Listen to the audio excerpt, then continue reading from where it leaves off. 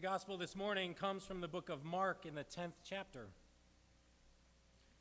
Jesus and his disciples came to Jericho. As he and his disciples and a large crowd were leaving Jericho, Bartimaeus, son of Timaeus, a blind beggar, was sitting by the roadside. When he heard that it was Jesus of Nazareth, he began to shout and say, "Jesus, Son of David, have mercy on me." Many sternly ordered him to be quiet, but he cried out even more loudly, "Son of David, have mercy on me."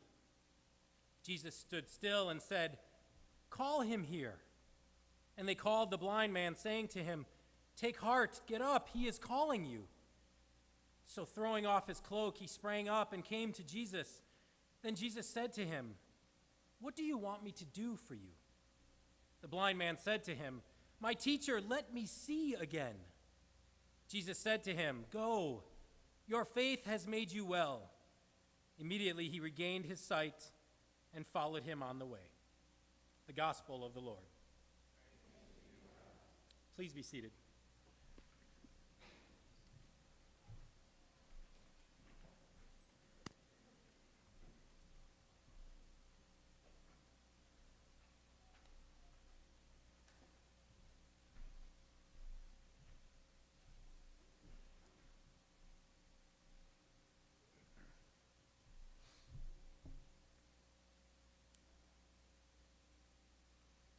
What would you do if you couldn't fail?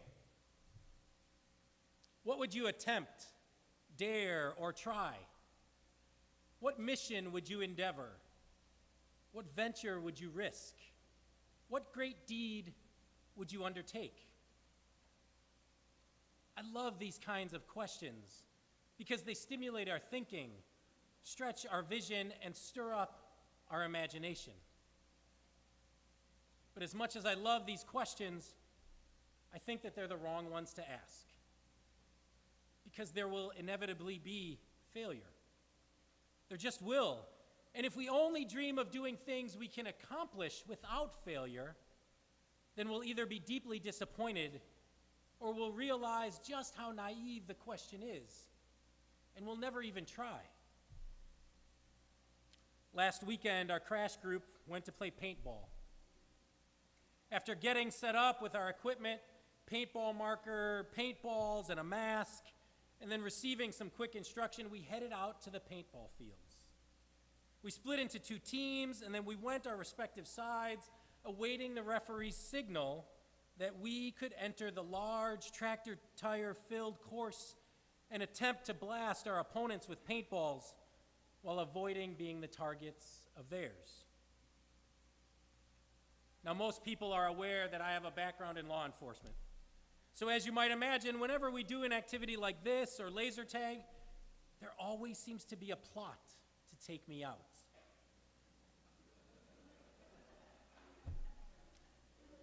They seem to recognize me as their greatest threat, or maybe their greatest achievement. So on this day, I covertly entered the playing field, and one by one, I systematically dismantled the opposing team with strategic head and neck shots to trash-talking teens. And much to the disappointment of Pastor Chris, a few extra face and body shots to silence his overly competitive and overly confident ambitions of showing the intern who's boss. After those first few rounds, ensuring that I'd silenced the targeted trash talking, the games became more balanced, with the students improving their ambush skills and celebrating the successful elimination of Pastor Chris or myself. As the afternoon went on, there was one particular thing that progressively got more challenging: seeing.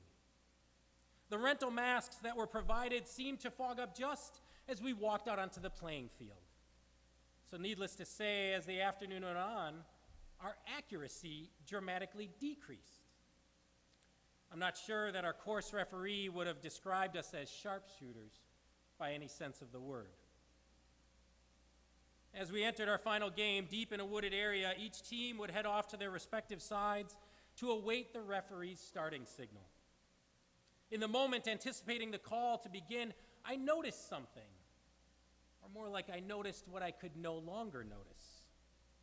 Sitting behind a pile of wooden pallets, my mask had completely fogged up, and now I could no longer see anything. Maybe I should have paid more attention in the last few rounds, when almost immediately the opposing team took advantage of my inability to see and quickly eliminated me from the game. But I've got a competitive spirit, so I ignored the most important of one's senses in a game like this. Go, go, go, the referee shouted. Wait, what? I was blinded, my mask completely fogged up, and the blazing afternoon sun didn't help by being at the exact level and direction of my eyesight. So I just sat there, defeated and ready to give up. I began hearing some of my teammates get eliminated, but what could I do? The fear of being on the receiving end of a barrage of painful paintballs kept me frozen behind the relative safety of my position. After a few moments, I came to the conclusion that if I just stayed there, then the other team would soon bombard me with paintballs. So I came to this understanding that if I lay down a sweeping burst of paintballs, I just might be able to advance toward the other team enough to eliminate a few of my opponents before being taken out myself. So I went for it. I stood up, and I began to walk while unleashing paintball fury downrange. At one point, I heard, "Hey, stop shooting me in the back," from an unsuspecting teammate. And then the loud, repetitive shout, "Ref, ref, ref," which later would be made clear that my volley of paint would take out an innocent and unprotected referee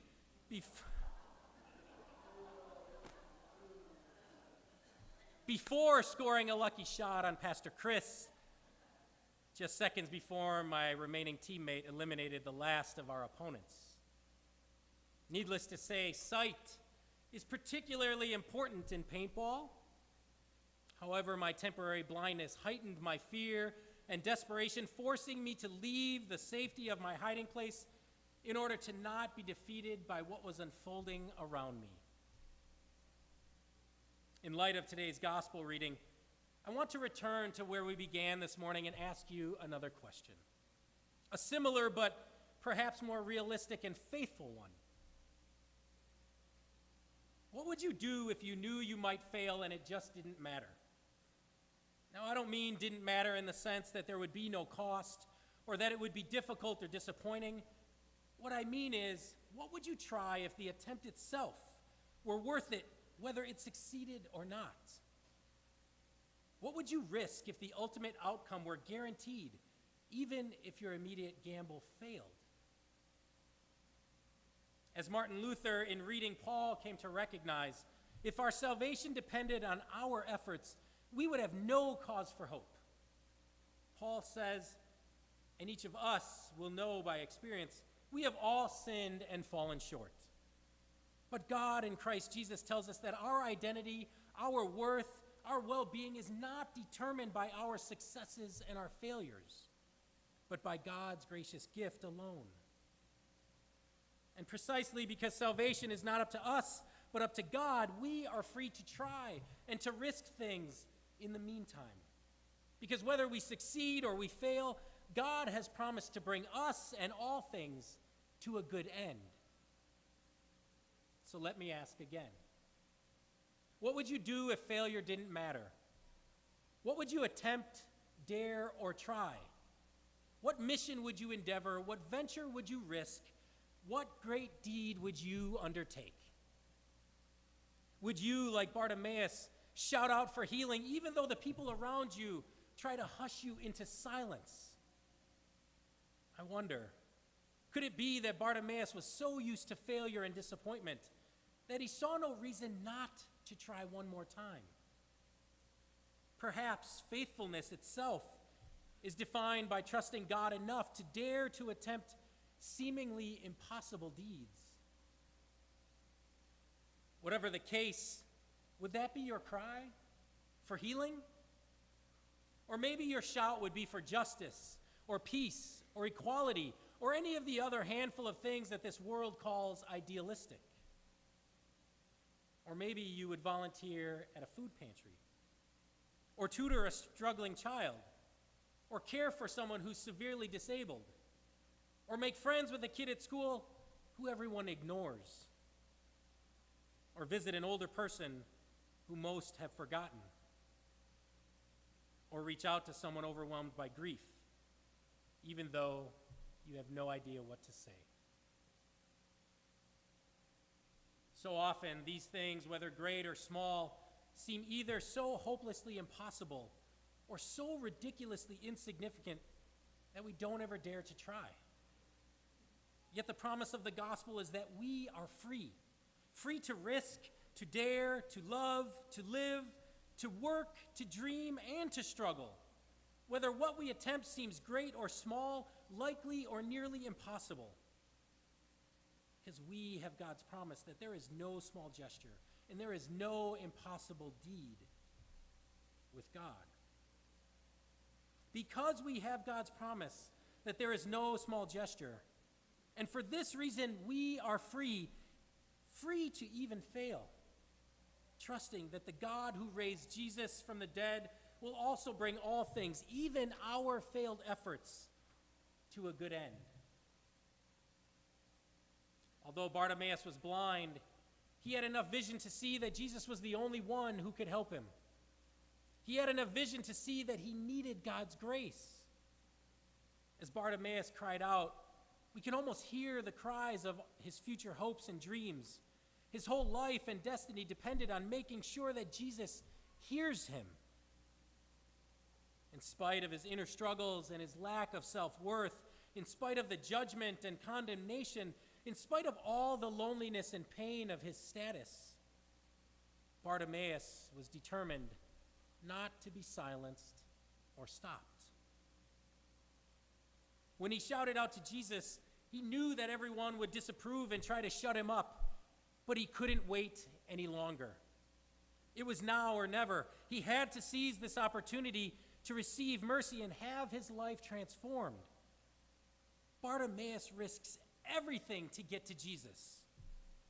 He sheds his cloak, his only sense of security, the only thing he has, and he goes for it. There's nothing left to lose. Or maybe he just sees far more clearly in the upside-down nature of God's kingdom in Jesus. And so he leaves his old self, his old identity behind, trusting that in his faithfulness, Jesus will heal him. I love that Bartimaeus, in his blindness, sees what the crowd and even the disciples struggle to see, that Jesus is the Messiah, the Son of David, the Son of God. Bartimaeus was able to see who Jesus really was, not because of his physical sight, but because he believed in the power of God. Last week, I heard a story about Martin Luther that I hadn't heard before, but one that seems appropriate as we celebrate the Reformation today. I knew that Luther died in Eisleben, the place of his birth, and therefore bringing his work and his life full circle. And shortly before he preached his last sermon there, he successfully negotiated disputes between several of the local officials. What I didn't know was that only 5 people showed up for that final sermon. What I also didn't know was that he was so angered by this that he even wrote a friend about it in complete despair over what he feared was a failed Reformation.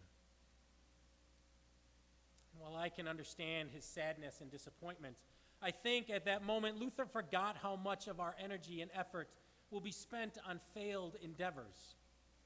He'd forgotten Paul's reminder that we have all sinned and fallen short, and will keep sinning and falling short. More importantly, he forgot that our ultimate hope rests not in our successes, but in God's. At the cross, God redeemed all failures and successes, binding them together in the promise of the resurrection.